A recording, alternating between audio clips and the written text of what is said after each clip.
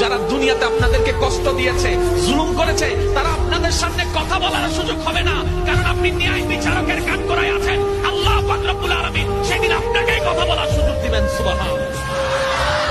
ওই দিনের অপেক্ষা করেন, আজ না হয় কাল সেদিন আসবে।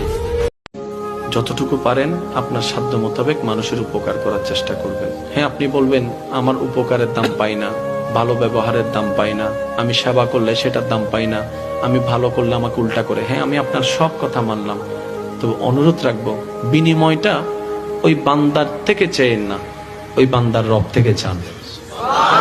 বান্দা দিলে আর কদ্দুর দিবে, কিন্তু ওর রব যখন দেওয়া শুরু করবে আপনি রাখার জায়গা। আল্লাহ নিজে বলছেন, বিপদ আসবে আমার বান্দাদেরকে জানিয়ে দাও, কষ্ট আসবে আমার বান্দাদেরকে বলে দাও।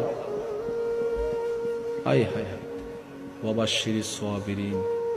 এরপর আল্লাহ বলছেন, হাজার কষ্ট পাওয়ার পরও যারা আমি আল্লাহকে সন্তুষ্টি করার জন্য আত্মহত্যা করবে না, নেশা করবে না, সুইসাইড করবে না, আমাকে খুশি করার জন্য হাজার কষ্ট আসার পরও মুস্কি হেসে আমার দিকে তাকিয়ে আলহামদুলিল্লাহ বলে ধৈর্য ধারণ করবে, যারা আমি আল্লাহকে খুশি করার জন্য সয়ে যাবে, মানিয়ে নিবে, মেনে নিবে, ধৈর্য ধরবে, সহ্য করবে, আল্লাহ পাক বলছেন ওয়াবাশশিরিস সাবিরিন, তাদের জন্য আমি আল্লাহর পক্ষ থেকে শুভ সংবাদ ঘোষণা করে দিলাম।